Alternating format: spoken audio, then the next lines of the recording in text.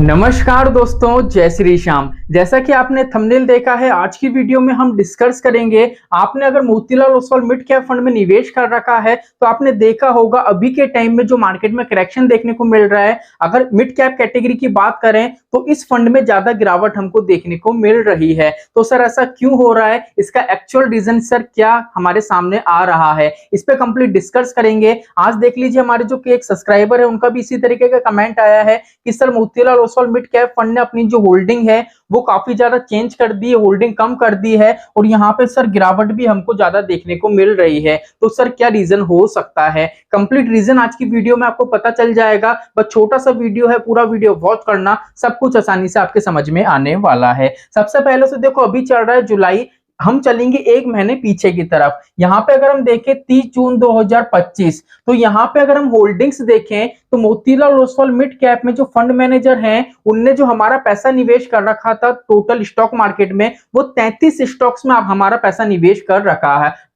था। ठीक है, और जो 33 स्टॉक्स हैं उसकी अगर हम असेट्स एलोकेशन देखें तो लार्ज कैप में देख लीजिए 14% के आसपास, मिड कैप में देख लीजिए 69% के आसपास का पैसा निवेश हो रहा है, और स्मॉल कैप की बात करें तो स्मॉल कैप में पैसा निवेश नहीं हो रहा है। लेकिन यहाँ पे अगर हम बात करें होल्डिंग, ये जून की होल्डिंग बात करें तो 33 स्टॉक में पैसा लग रहा था, लेकिन अब जुलाई के अंदर अगर हम होल्डिंग चेक करेंगे तो यहाँ पे सिर्फ 23 स्टॉक्स के अंदर हमारा पैसा लग रहा है। तो सर होल्डिंग्स तो यहाँ पे चेंज होती हुई हमको नजर आई है, क्या सर इस वजह से इंपैक्ट पड़ा है? तो कंप्लीट यहाँ पे कहानी समझो, सब कुछ समझ में आ जाएगा। अगर जुलाई 2025 की अभी करंट टाइम की हम बात करें, अगर इक्विटी वाले पार्ट की बात करें तो 82.82% पैसा हमारा क्या लग रहा है इक्विटी के अंदर, मतलब स्टॉक मार्केट के अंदर रन हो रहा है। बाकी के अगर पैसे की बात करें 17% पैसा ऐसा है जो फंड मैनेजर ने मार्केट में इन्वेस्ट नहीं कर रखा है, कैश के रूप में रख रखा है। अब सर इसका क्या रीजन हो सकता है वो भी हम देखो यहाँ पे समझने की कोशिश करते हैं।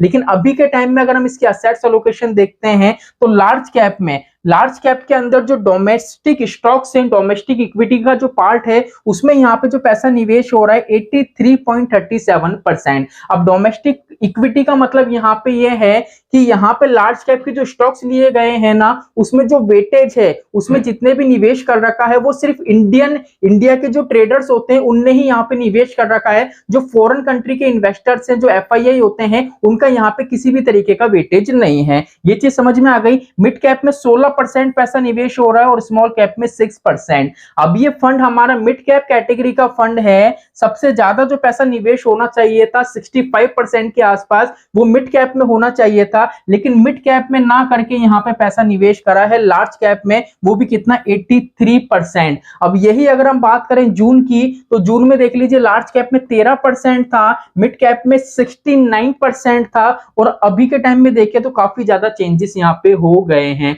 अब सर यहाँ पे चेंजेस क्यों हुए हैं, पहले हमको ये समझना पड़ेगा। तो चेंजेस का एक कारण हमको ये समझ में आ रहा है कि यहाँ पे अगर हम बात करें पीबी रेशो की, अभी पीबी रेशो आपको जो देखने को मिल रहा है ये जून का देखने को मिल रहा है, जो था सर 10% के आसपास। तो कहीं ना कहीं फंड मैनेजर ने जिस तरीके का एनालिसिस करा है, उनको यही लगा कि भैया अभी के टाइम में अगर हम देखें जो इनके पास 33 स्टॉक्स थे, अगर उसका पीबी चेक करें तो 65 से 70% के आसपास का था। तो उनको कहीं ना कहीं लग रहा था कि भैया हमारे पोर्टफोलियो में जो स्टॉक्स हमने कैरी कर रखे हैं, जो 33 स्टॉक्स थे, वो काफी ज्यादा ओवर वैल्यूड है, मार्केट में करेक्शन आएगा तो यहाँ पे तेजी से हमको गिरावट देखने को मिलेगी। इसलिए इनने क्या करा था, मिड कैप से पैसा निकाला, लार्ज कैप में पैसा डाला, और जो होल्डिंग से, जो जैसा कि मैंने आपको बताया पहले यहाँ पे थी 33 होल्डिंग, उसको चेंज करके 23 होल्डिंग यहाँ पे हो गई। और ये सारी हेरा फेरी के अंदर ही अगर हम देखें तो अभी के टाइम में गिरावट हमको फेस करने को मिल रही है। लेकिन यहाँ पे अगर हम बात करें तो फंड, मैंने जितना भी एनालिसिस करा, फंड अभी भी काफी अच्छा है, कोई दिक्कत परेशानी नहीं है, आप यहाँ पे इन्वेस्टमेंट कंटिन्यू रख सकते हो। जितने भी करेक्शन आते हैं शॉर्ट टर्म के आते हैं। देखो मैं आपको एक चीज हमेशा बता दूं, आज जो फंड मैनेजर है वो भी इंसान है, वो पैसा निवेश करते हैं, मार्केट का रिसर्च करते हैं और पैसा निवेश करते हैं। लेकिन ऐसा नहीं होता है कि हम जितना भी अनुमान लगाते हैं, फंड मैनेजर जितनी बार भी अनुमान लगाते हैं वो बिल्कुल सटीक हो, कहीं ना कहीं थोड़ी बहुत दिक्कत परेशानी हो जाती है। हमको फंड का साथ देना चाहिए, उनको सपोर्ट करना चाहिए और इन्वेस्टमेंट को कंटिन्यू रखना चाहिए। तो यहाँ पे कंप्लीट मैंने रीजन बता दिया है, आपको समझ में आ गया होगा। तो चलिए आज के लिए इतना ही, मिलते हैं हमारी नेक्स्ट वीडियो में। जय श्री श्याम दोस्तों, जय श्री राधे।